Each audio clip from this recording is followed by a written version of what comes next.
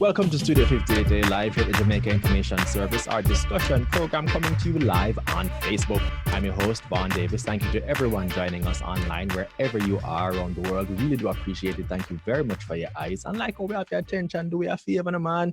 Share the video with a friend or two or 10,000 so we can have a very lively discussion. And as you watch, remember, please, people, send in your questions and your comments so we can have a lively discussion. Remember, this is your show. We are here to put you in contact with the representatives of the various government ministries, agencies, etc., so you can get the feedback you need on the different topics of discussion. Now, the COVID-19 pandemic has gone through so many stages and phases since last year, each of which has affected us individually and collectively in various ways. No gathering, no social distancing, wearing masks, losing loved ones, battling illness. It has been a truly rough ride. Now, we're in the phase now that appears to be offering us some light at the end of the tunnel, which is the vaccination phase. A slew of vaccines have been developed to help combat the virus and its effects. And vaccines are being administered right around the clock globally, including right here in Jamaica. But as with anything on offer, there will be skepticism.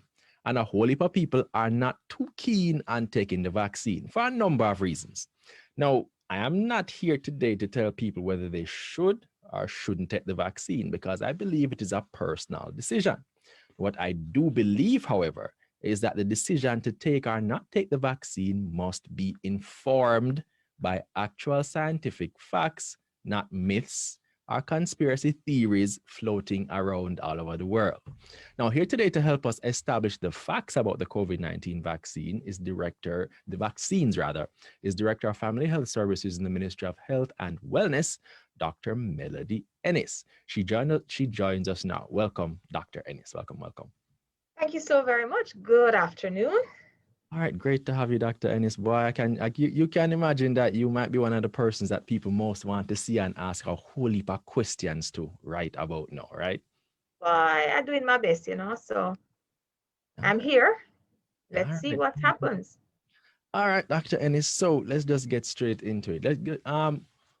The COVID-19 vaccines. Myth number one, I think well, I wouldn't say myth, but one of the biggest issues of concern that most people have where the vaccine is concerned is that people say, boy, it come out too fast. Most vaccines take forever. It take, years upon years to be developed and disseminated to members of the public. Or that one you come out so fast and why we must trust it. So I guess that's the first question I'm going to boil down the wicket to you. Why should people... And that's a reasonable question.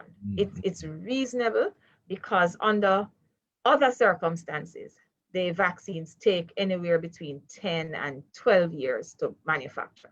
And that is simply because of the platform that has been used over time and also some other logistic challenges. So let's give you about 4 or 5 things that made it so much easier and quicker to have the vaccines produced last year. 1, global collaboration. So once upon a time, you know how scientists are. Everybody have them information and it's turf rights. We're not sharing information at all because it's me one way win the prize when I go out first. So that didn't happen anymore. We had global collaboration. 2, we had funding. Previously, research and development companies had to go out and seek funding. They didn't have to do that this time. Money came in from everywhere. So we had global collaboration. We had funding, we had exchange of information. We also had a different platform being used, a platform that made it so much easier and quicker to develop the vaccines. Now, we are accustomed to vaccines that utilize the virus, the killed virus, or the weakened version. This platform that is being used in some of the cases now include a viral vector platform or just a genetic code. So you don't really have to purify the virus because the virus is not in the vaccine. And then the biggest step, I believe one of the biggest steps that made it so quick was the last phase or phase 3 trials that usually takes 6 years. Now that phase normally takes between 6 and 7 years. And that is because you had to find persons all over the world that would come in contact with your illness and for them to be willing to participate in your trial. Now, if you don't have no pandemic, or you don't have no epidemic, or diseases few and far between, you see how difficult it is to find persons. Now, that didn't happen at all last year because every other body in every part of the world had COVID. Therefore, it was easy. That 6 year, that one factor alone cut off 6 years. So that 6 year was cut down to about 6 weeks. And that is why we have like a Pfizer could boast that it found 40,000 persons across the world to put in its phase 3 trial. AstraZeneca that we have here also found over 40,000 persons to do the trials. So with all of those things coming together, the vaccine development was slashed. Another important thing that we seem to always forget is the fact that this coronavirus family is not really a new family, and it's been around a long time, from over 10 years when we had MERS and SARS. So a lot of the preclinical trials had gone by already, and therefore it was easy to develop this vaccine in the short space of time, just about a year. There's one other analogy I'd like to use now, and I like it simply because it helps me to appreciate what I'm talking about. You know, if I'm walking from Montego Bay to Kingston, it's going to take me a mighty long time. But if I use a different platform called the motor vehicle, it's going to take me a much shorter time. But I still have to pass through all the parishes. I have to pass through the Trelawney and the St. Anne, the St. Catherine. I have to go through all of them. So whether I'm walking or driving, no, the parishes don't disappear, you know, they're still there. So the vaccines, although they're made quickly, they're using a different platform, but none of the steps are skipped, and therefore we can be assured of their safety and efficacy. Because that was the thing I was about to ask you about a while ago, because you said in the phase 3, you said that normally it takes 6 to 7 years and finding the amount of people. I mean, it's one thing to get the people to test on, but at the same time, I would imagine there are specific sequences throughout the whole testing and, you know, analysis and checking and so on phase that you wouldn't necessarily want to skip. So people are wondering, all right, yeah, you find the amount of people because they are readily available because it's a global pandemic, but did you skip any of the steps, you know what I mean, so that we could get to the end product quicker, you know what I mean? Is that what, you know, you just said that people still pass through the parishes, you know, I guess in terms of your analogy a while ago, you still went through the relevant parishes and traveled along the same route to get to the ultimate destination. But you didn't. None of the steps are missed, absolutely none. And it's important. There are really three important phases, and you have to pass them each before you can move on. And the first one is the big one, safety. If it's not safe, you cannot move on to phase 2. Phase 2, if it's not safe and you start looking at dosage, you cannot move on to phase 3. And after phase 3, if that's still not safe, and that's highly, highly, highly unlikely, you cannot get approval. So, you know, it really is comforting that if we go through the steps, they are not skipped, and we are assured of this safety and efficacy. All right, ladies and gentlemen, we're here talking with Dr. Melody Ennis from the Ministry of Health and Wellness. We're talking the COVID-19 vaccine, myths versus facts, different things that persons might be holding on to that are influencing their decision as to whether or not they choose to take the COVID-19 vaccines that are available. But like I just said in the intro, you want to make that decision based on scientific facts, information that is valid and trusted and reliable. Don't just take it based on conspiracy theories and so on and that kind of thing, and make that prevent you or, you know, basically influence your behavior, I should say. Now, if you have questions for Dr. Ennis, please feel free to drop them in the comments and we'll ask them to her so we can get some more clarity. I'm sure there are members of the public or many of you out there who have questions and so on that you want to get addressed. She's right here. She's here on the platform that we have. Drop a question, drop something in the comments. We'll put it to her and you can get an answer right away. All right, this is why we have her here. We want to make that connectedness happen so that you don't feel too far away from the persons, like they're just imposing these things down upon you. She's right here. Ask her questions and we're looking forward to your questions. All right. All right, Dr. Ennis, the next thing I want to ask you, or the next myth I guess I want to challenge, myth versus fact, is the belief that the vaccine itself will give people the virus, because that seems to be one thing that readily comes up over and over again. People believe that if you take the vaccine, that's basically like giving yourself the virus and chances are you're going to get sick and it's going to get worse and, you know what I mean, all that kind of thing. So what do you have to say to that? Well, we can look at the components of the vaccine. And since we have AstraZeneca here, let's stick with AstraZeneca. So this vaccine does not have the live virus, the weakened virus, or any part of the virus at all inside of it. What it has is the genetic code. So it's just a code of a piece of the spike protein. That's it. Nothing of the virus at all. So the virus is not in it. So if it is not in it, if it is not a part of it, if it don't make up from it, then it cannot give it to us at all. Okay, so you cannot get the virus from the vaccine. Now, there are a couple of things that we need to look at. When you take the first dose of the vaccine, for example, you have to wait about anywhere between 21 and 28 days before you begin to get protection. Now, during that period, you can contract the virus, and therefore you can test positive.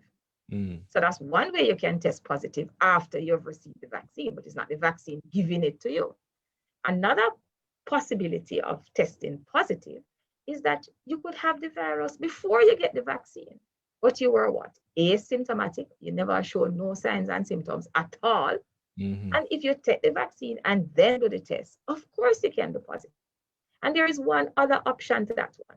It depends on what you're testing for. You know, we talk about antigen testing and we talk about antibody testing and PCR, don't it?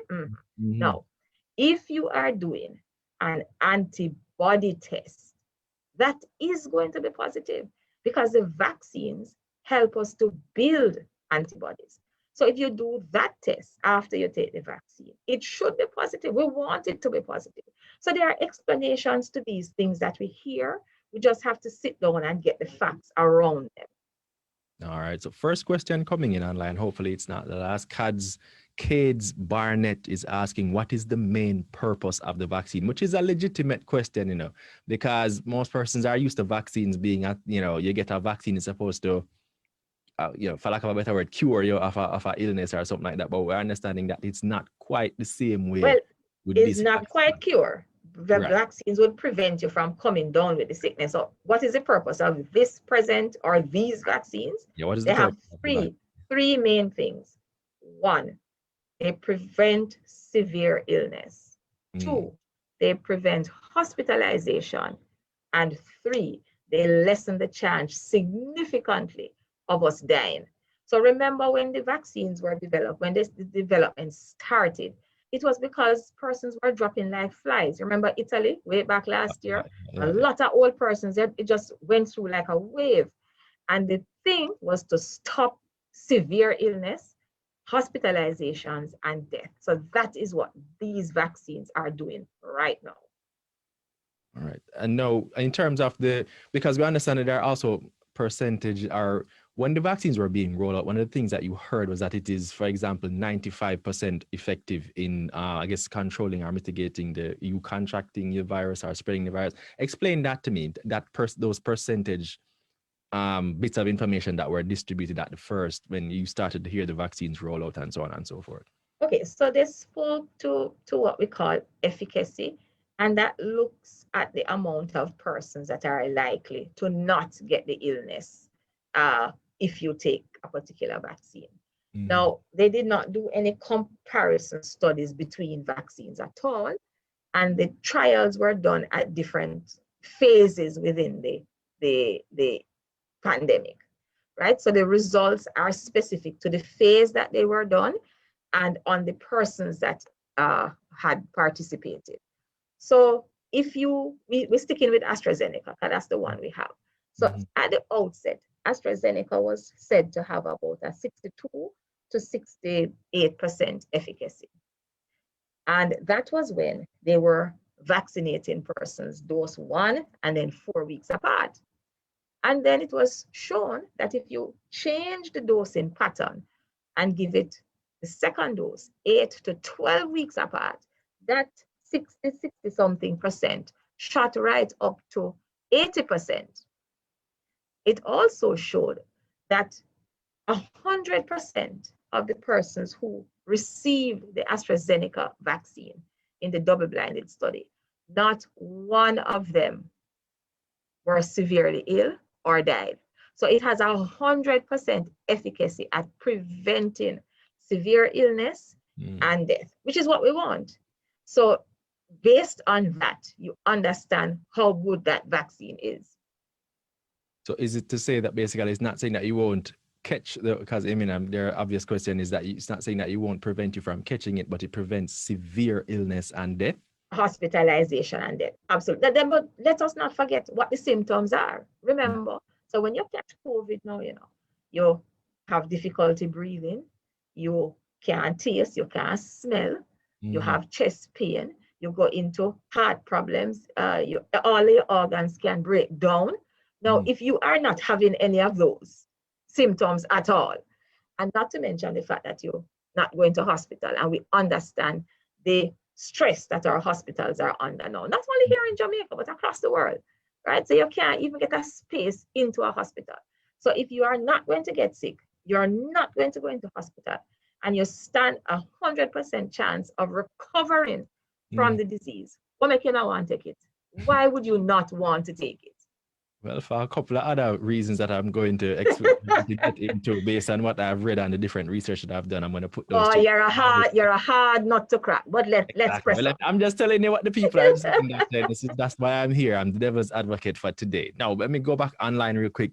Ronick Bernard is asking 2 questions. Question number 1: is it true that in the UK, that UK has reported persons with adverse effects?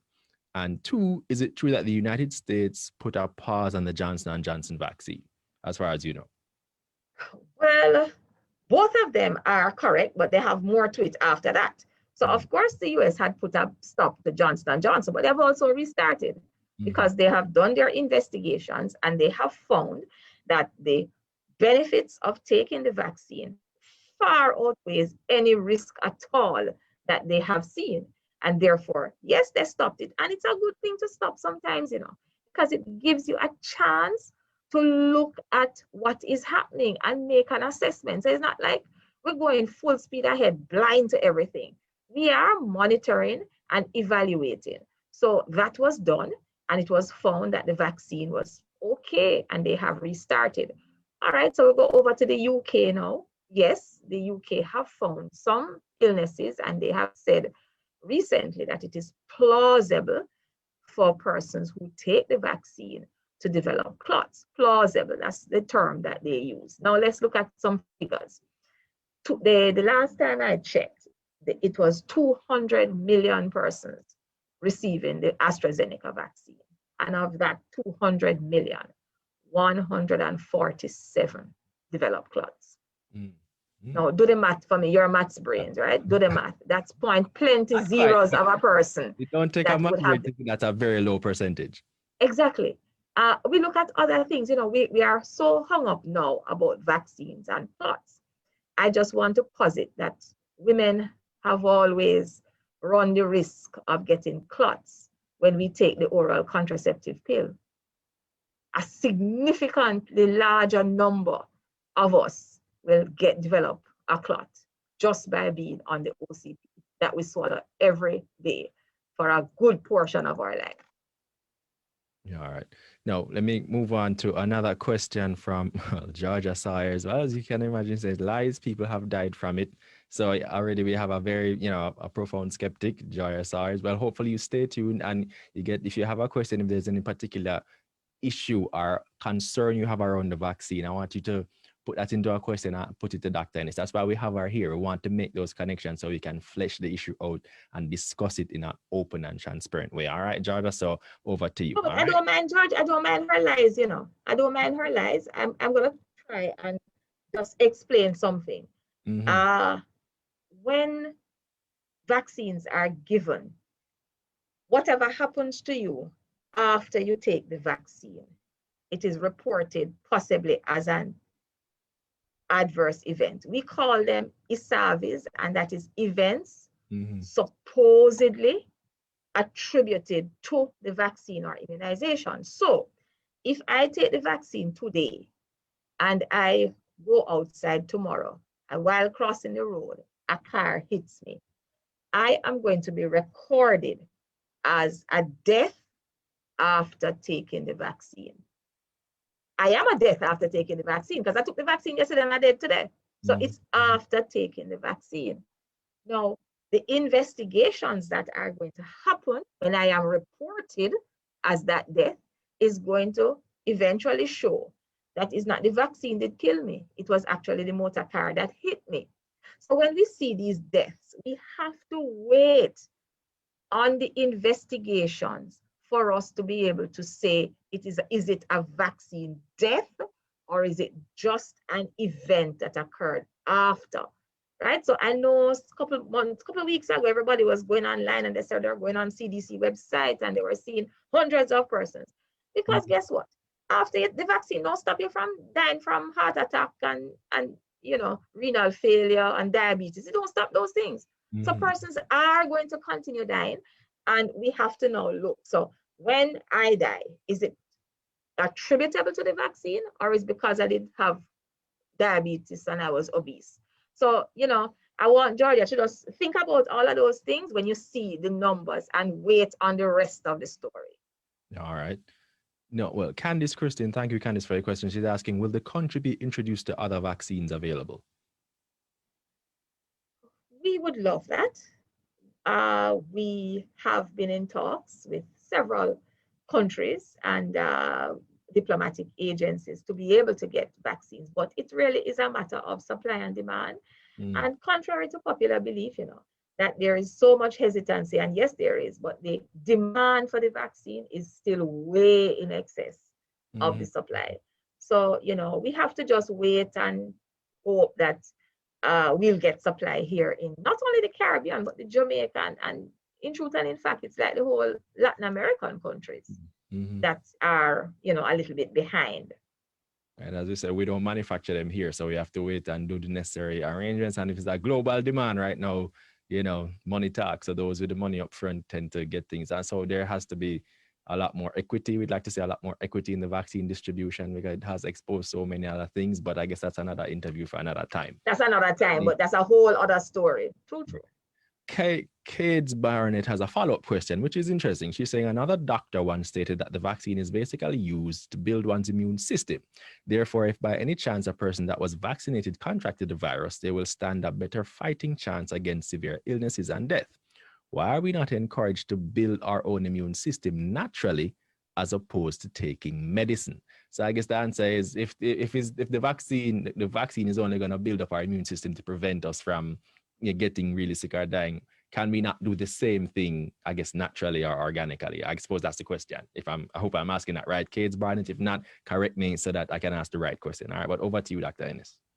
Well, you see, when we have these talks, we're talking vaccines, but vaccines are just another tool in our arm of defense. It's just one.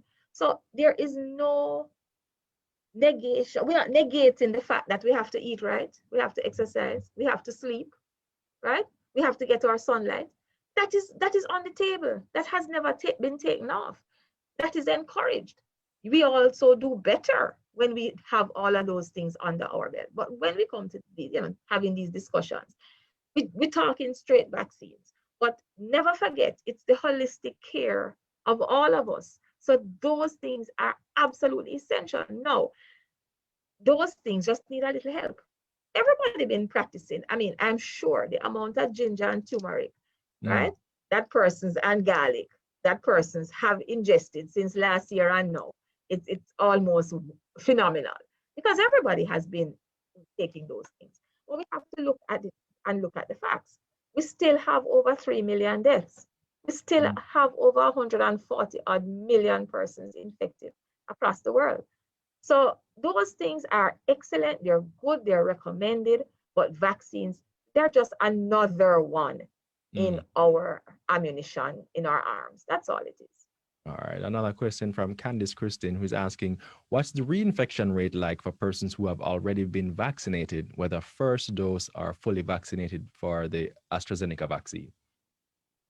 All right, so I don't have any exact figure, What I can tell you is that after you begin to develop immunity, after the first dose, some 4 or so weeks after, your rate is at about 70-76%.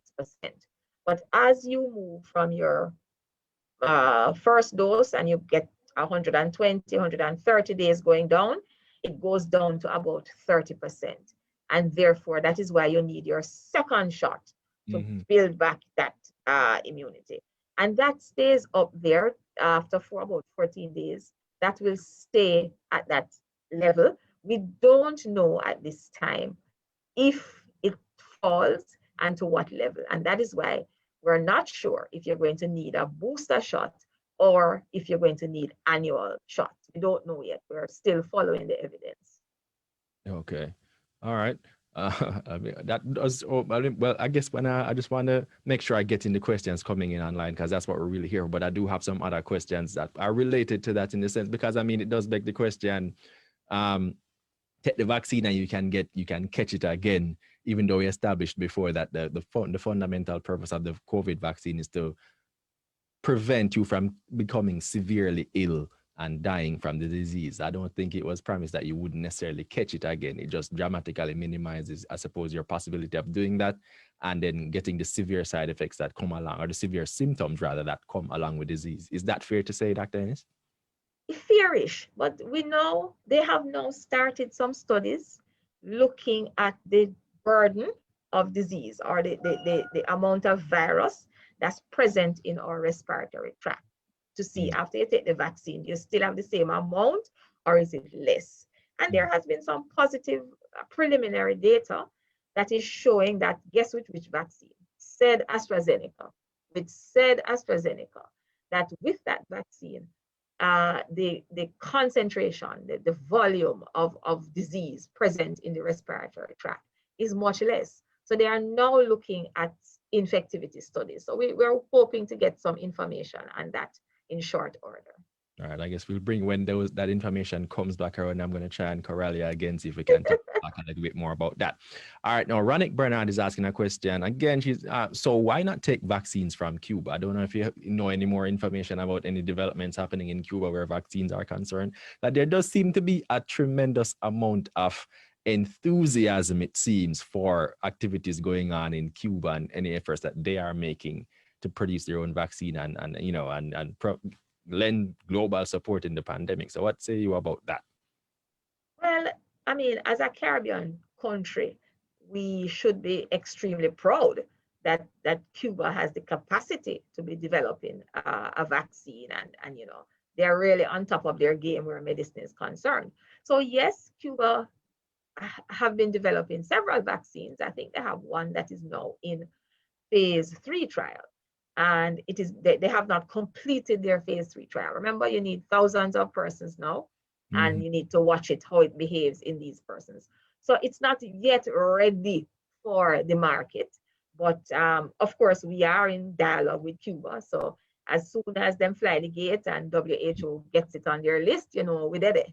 All right, cool. See there, Ronick, this as soon as Cuba free up, we gone with Cuba, because I mean, Cuba is all right where medical stuff is concerned. They're one of the world's and they are in line to WHO. Remember, we only take products that are on the WHO's list, and of course, all of these entities apply to become a part of that listing. All right, people, keep the questions coming. Loving the engagement, loving the interactivity. So keep the questions coming for Dr.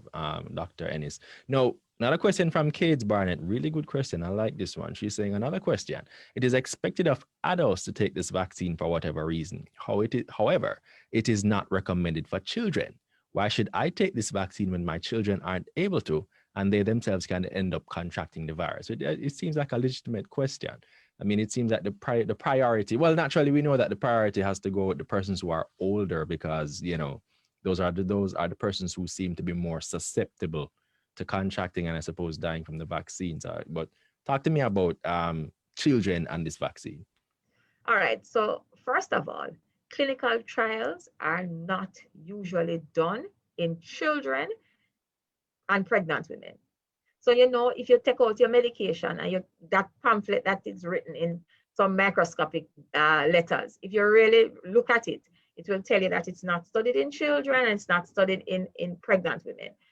And that's for a good reason. They are delicate, for the want of a better word. So we don't have any data, and therefore it cannot be given to them. Now, when children and pregnant women get into studies is after they have been on the market and thousands of persons across the world have taken them, and there is no untoward effect. Then you can begin looking at it in those age groups. And that is what we are, that's where we are now. So those studies have indeed started, because we have what, 500 million people taking the vaccine already. So those studies have started. But we also need to look at what we call the epidemiology of the disease. So the disease affects who? It affects older persons with underlying illnesses. Now, young people, children, your child at 10, 11, 15 that gets the virus, them don't even know so them get it. Not a thing no wrong with them. They might have a little cough, a runny nose for half a day, and that is it. They are well. So because of that, the focus was not on them. What we stress with the children and what all of us need to encourage them to do now is to practice the IPC measures. So you have to wear your mask properly, covering your nose and mouth. You have to do your physical distancing, and you have to hand sanitize and hand wash frequently. Because, you know, sometimes we only know that the children have it because grandma is at home and then grandma not gone away. And grandma is sick and we wonder what do her, and then when she tests, she positive. So we have to just ensure that the children now take heed and you know, wear their masks, do their IPC measures. All right. Another question. Ranik is saying, I didn't ask a question that you sent before. I don't know if I'm seeing it or I'm not seeing it, but if you can type it back in, I'll be glad to ask her. Not a problem at all. So just send it back in. I think I asked all of them, but if I miss one, not a problem. Send it back and ask her again. All right.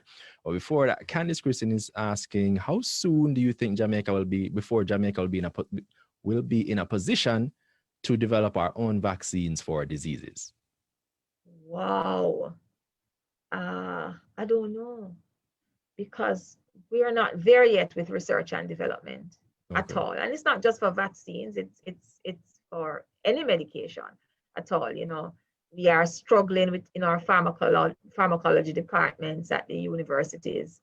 Funding has always been the major challenge. It's not that we don't have no talent. Remember cannabis and the eye drops from long time ago. Yeah, so we have the expertise, but we don't have the funding, and it's so difficult. I mean, it would be so nice if we could, but I think we're a little bit away from that at this time. All right, no.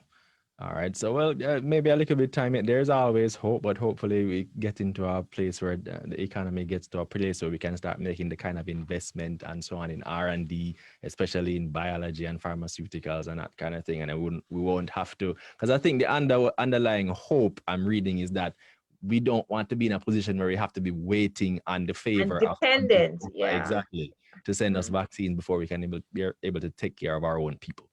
All right. Well, let me ask a question from Carol Smith. She's asking, good afternoon, miss. My question is, the vaccines that were sent from India, where are those vaccines now? My question for this, I'm watching the news daily, what is going on in India right now. Did they take that vaccine that was sent here? Are they never been vaccinated? I hope I got all that out right. It seems like she wants to know what's going on with the vaccine that we got from India, and, you know, based on what's going on in India, how are we reacting to what's going on in India, I suppose? So we got vaccines from India. We got 50,000 doses as a gift from the Indian government. And most of those vaccines are in persons' arms already. So that's where those are. And of course, the 75,000 doses that we got after that, those are also in persons' arms. So we have just received another shipment that we hope to get in arms shortly.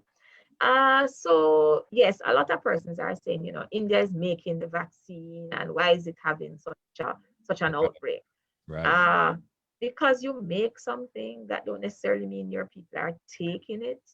that don't necessarily mean that, you know, there are so many variables as to why they could be having an outbreak. But I don't know why we're, you know, looking with such skepticism at India. The US makes vaccine, and how much million persons? They have had the highest death rate across the world, and they are making Pfizer, they are making Moderna, they are making Johnson & Johnson. So, you know, the difference though is that India is sharing with the world, and the US is doing a Cosmos christening picnic first kind of thing. So, you know, that's what they're doing before they're sharing their vaccine. So, all right. So let me ask, no. Well, Kate's Barnett asking, well, she's just giving a comment, basically saying that some of us have children with underlying issues. I guess going back to the initial question of why not emphasize that the children take the vaccine and so on. So I suppose there are persons who may be concerned that, for example, if your child has asthma or, you know, respiratory illnesses or similar things like that, you might be worried that if they were to contract COVID, it might have a, you know, a bad, a really adverse reaction. So how do you respond to that? I guess that concern, if you have a child with conditions like that and you're worried about them contracting COVID and they don't necessarily see that they're being told to take the vaccine, how do you respond? How would you advise such a parent, Dr. Ennis? So children do have comorbid conditions and a lot of underlying illnesses. The good thing is that it's not many of them. And with underlying illnesses, they too are more susceptible to getting the illness and possibly having a poorer outcome. But again, we do the risk-benefit analysis. And because we don't know how the vaccine will behave in the children, we're not going to offer them. We believe that if they continue to get their holistic care, continue on their medication, and that the IPC measures are implemented and adhered to, then the thought is that those children will do well, and we're not going to expose them to the vaccines at this time. But as you realize that the whole environment is pretty fluid, because you see now, if you're following the news, that Pfizer has lowered their age to 16. Right? So anyone over 16 can now get the vaccine. So as more information comes, as many more persons take the vaccine, then we'll be able to, you know, have a better understanding and certainly make the interventions that are necessary. All right. So on to Ronick Bernard's question. Again, another question from Ronick asking, do you agree that researchers are still researching these currently used vaccines? I don't believe that they're... I don't believe that they're still researching. I believe that they are monitoring, which is what is done in phase 4 studies, which I did not mention because the 3 standard phases are phases 1, 2, and 3.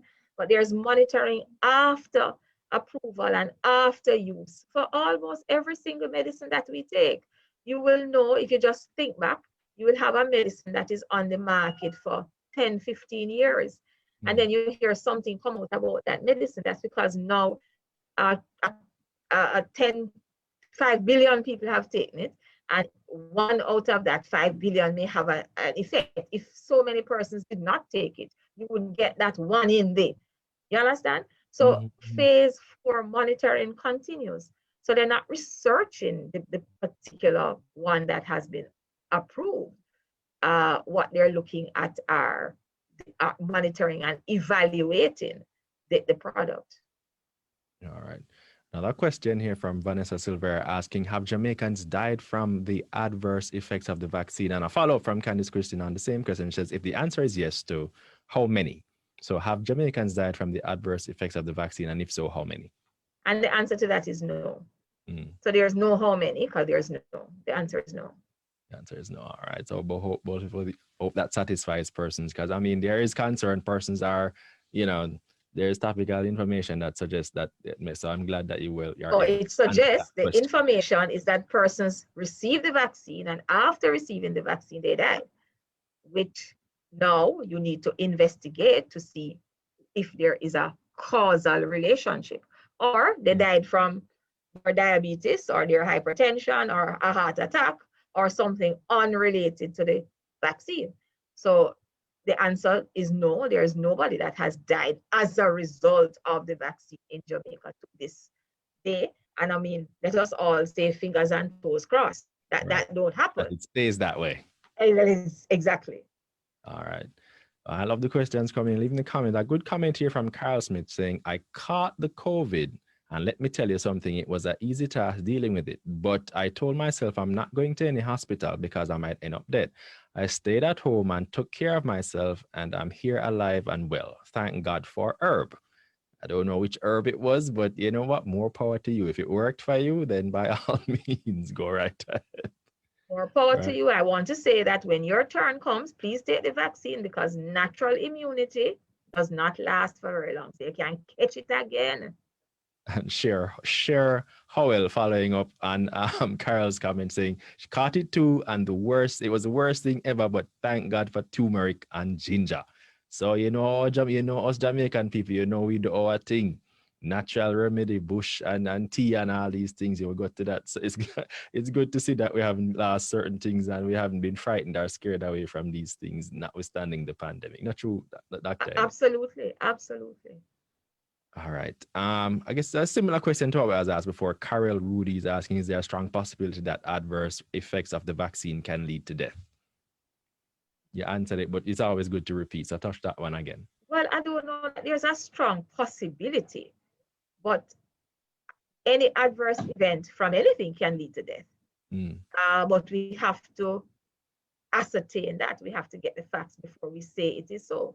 But anything can lead to death. I mean, you just eat a peanut and you can get a severe allergic reaction, stop breathing and die. So, yes, but we have to make the cause and effect link. A question coming from in-house here is asking, do you know when the expiry date of the latest batch of vaccines that we received? The 30th of June, 2021. All right. So I suspect there will be a lot of activity between now and then to ensure that they get used up and disseminated. And but remember that those doses are for the month of May for persons with their second dose. So that will be way done before the 30th of June. Well, there you have plenty of things. I wanted to ask. Plenty time. I have other question coming, but I just want to get back to my list real quick because it's a question that vaccination and erectile dysfunction. There is a myth that the vaccination is going to cause erectile dysfunction. How do you respond to that? That is not true. That is incorrect. Vaccination or the COVID-19 vaccines do not cause erectile dysfunction. The COVID-19 disease can cause erectile dysfunction. And there's a whole heap of reasons, from the psychological to the real physical, to the challenges with blood flow, to the challenges, and you can get some amount of clotting with COVID-19, the disease itself, right? So all of those things, there are a myriad of factors at play with the disease that can lead to erectile dysfunction. It's just been studied. There are some studies are saying that it is transient. It is for a short time, so maybe a 3 or 6 months after you get the disease, but we're not sure if it's going to be permanent. But the vaccines do not cause erectile dysfunction at this time, no. All right, so there you have it, gentlemen. I mean, something to consider when you weigh all the other factors when you decide or not decide to go and take the vaccine. All right. Another question. Well, before I even go to Jermaine Parchment's question, Carol Smith saying, thank you so much, Miss, for your good information, but I'm not taking it. Miss, I am healthy and I'm continuing to live by the will of Jesus Christ. So that's and I will say that is okay. I will say that is okay. Remember, it is not mandatory, and you are making your choice, and that is fine. That is fine. As we said, it's a personal decision and one that everybody has to make, factoring in their own personal situation and circumstances. It is up to you. It's your decision. Don't feel any pressure. Absolutely. No pressure. Jermaine Parchment, he says, what the vaccine do? Hearing so many things. Why, Jermaine, that is a big question, because the vaccine do a whole heap of things, but I'm not the doctor here. So Dr. Ennis, how do you respond to Jermaine's question? What the vaccine do? Well, me like me 3 things I say. It make you don't get sick, so it prevents severe illness. it stops you from going to hospital, and it stops you from deading from COVID. So those are my three biggies that it do, you know. And I mean, we can look at other things which are not solely medicine. Like you can look at countries now that have vaccinated, that are reopening. Persons are now being told that, you know, once they get to that level, then masks are no longer required and they can socialize a little bit. Economies can open, people can make proper money. You know, you can go to a bar and get a little drink. So it has a whole heap of benefits. But the ones I am certainly concerned with is the fact that persons will not die and persons will not have any comorbidity or any untoward effect from the virus if you take the vaccine. All right. So, well, Jermaine Donovan, I'm really glad for your question, Jermaine. I had something I wanted to remember. You helped to remind me. So thank you for your question. Jermaine is asking, why are we focused on the myths rather than the facts, such as blood clotting, strokes, heart attacks, and aneurysm caused by the vaccine? So insofar as the adverse reactions themselves, let's detail, I guess, some of the ones that are coming out, are becoming more talked about, are the ones that we find ourselves hearing happening around the world and so on. Can you touch on them individually to address how what the data is indicating that the likelihood or the occurrence of these particular side effects are, so we can have a better idea? Jermaine was also saying, Dr. Ennis, that he feels you're so a little too casual in your attitude towards vaccine deaths. I suppose he takes it away very seriously, but let me allow you to react to his question about the side effects and their likelihood of causing the symptoms rather, and what they're doing to persons and that kind of thing. Well, I can speak to the business of blood clots, which, as I indicated earlier, it was noted that it is plausible. So it is not a side effect of, it is not an adverse effect. It's not classified as such at this time. It, however, has been said that it is plausible that yes, you can get it. So that is there, that is out there in the public space. There isn't much more to speak to on that. The only other thing we do is continue to look at the statistics. And the statistics are that in every million persons that take the vaccine, you have a 0.0007% chance of developing a clot. So I can't speak to it any more than that.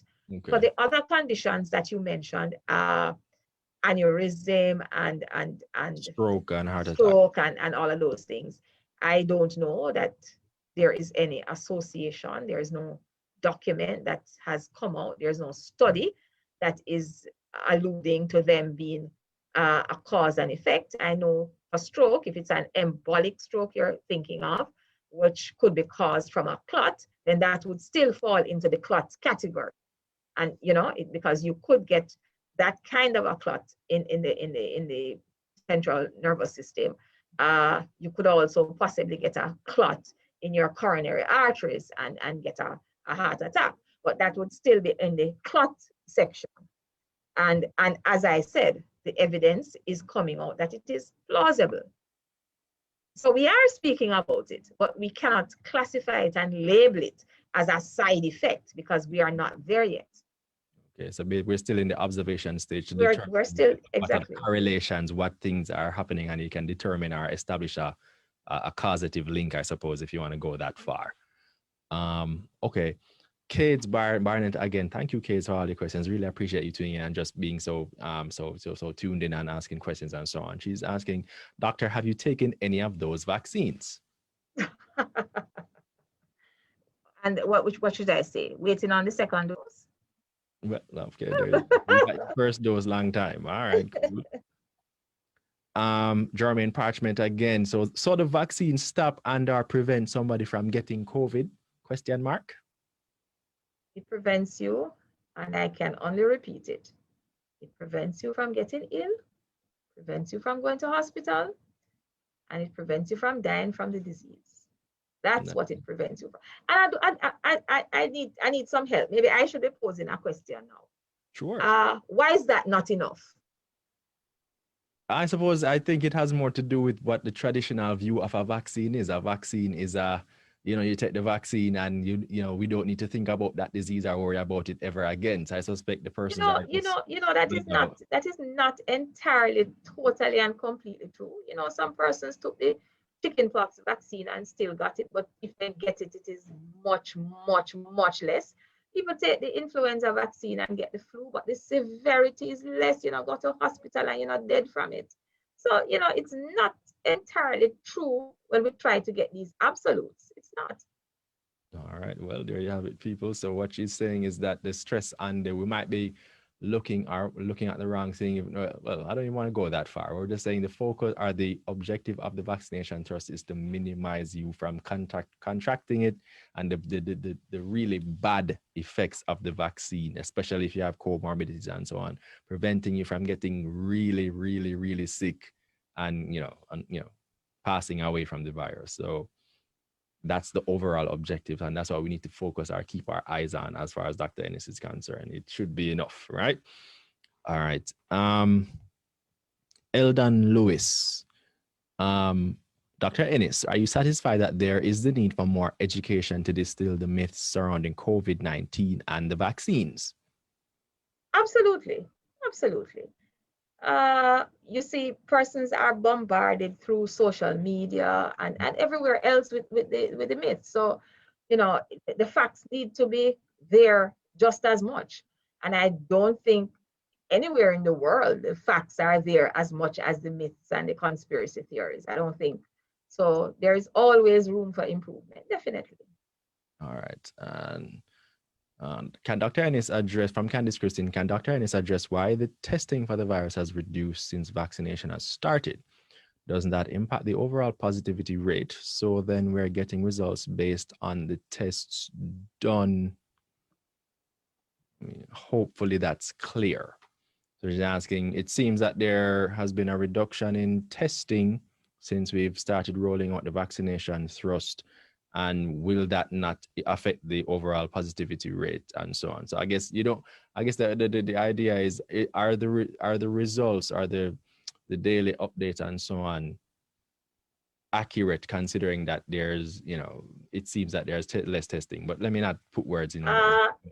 So there has been less testing, but we are still within that target group that would keep us not taking us out of that balance to get any distorted data.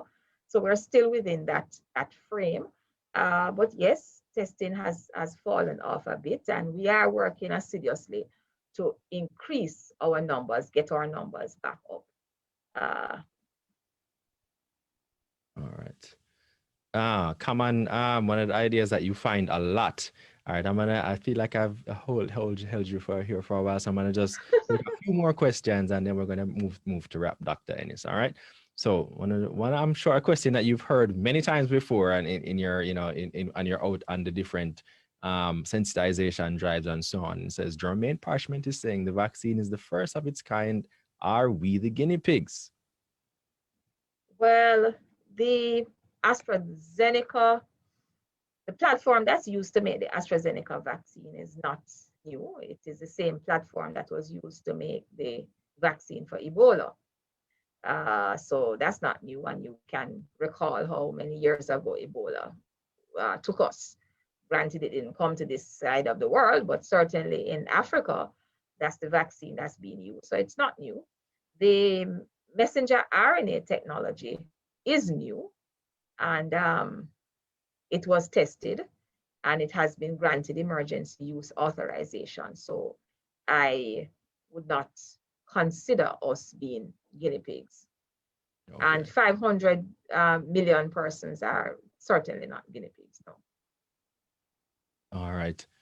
No. Well, so many questions coming in, but there are some things I want to just get out of the way before I even go any further. Now, after having taken the vaccine, you were still encouraged to maintain the health and safety protocols in terms of wearing masks, social distancing, sanitizing, etc. Can you explain why that is, or why the need to ensure that persons still continue those things even after they've taken the vaccine? Because we have to get to herd immunity. Remember, when I take the vaccine, so Vaughn, you and I, let's use you and I. So you take the vaccine, you are protected. If you catch the virus, you now go sick, you now go dead. You're good. But I have not taken the vaccine. Therefore, if you are not wearing your mask and you are not doing what you're supposed to do, and I am not, when you come around me and decide to talk up in my face, what is going to happen? You're going to transmit it to me and I am going to get sick and die. So until we get to what we call herd immunity, which is about 70% of the population being inoculated, that is when we can begin to consider relaxing those measures. So if we look at Israel, for example, they have vaccinated just about 60 or close to 70% of their population, and they have relaxed the measures. We go to some parts of the UK, they have vaccinated a significant proportion of their population, and they are relaxing. Go back to the USA now. They have just started relaxing. They are at about 50%, and in some states it's more than that, and they are beginning to relax. So we are at 1%. We've vaccinated what 100 and something thousand persons, and we have close to 3 million persons. So we are nowhere near the not to relaxing those measures. And the point is, the quicker we get vaccinated, the quicker we get in vaccines, the quicker we get persons vaccinated, is the quicker we'll return to whatever we consider was normal. Okay. All right, Dr. Ennis, I have two last questions before you, and then we're going to wrap. Just two. All right. Last one from Jermaine Donovan, How can you be certain about your claims of the vaccine when they are still in the experimental phase and enough time has not passed to be conclusive about your claims? Long-term effects take up to 7 years, I suppose, to track and make the necessary correlations insofar as their, side effects and adverse reactions, that kind of thing. So answer that question for me. Well, I don't know that it takes up to 70 years to track any vaccine to see the side effects. So I'm not aware of that statistic at all. I just want to assure the public that I can only speak about what I know. I don't know what is going to happen in the future, but I also use scientific data of the past to help me to guide what I say. So when I look at vaccines in general over the years, when you think of side effects with vaccines, the majority of side effects that will happen will occur in 60 days. That's the long-term effects for vaccines in general. I'm sure persons who are well-read might say there was a case, and yes, there was a case of an adverse effect that happened 84 days after. But that is one in the millions, okay? So as I said, all these medications are being monitored. They continue to be monitored, and they will be monitored for years. We're still monitoring BCG vaccine, and we're still monitoring HPV and hepatitis. It has not stopped. So that's really all I can say. I can't say anymore.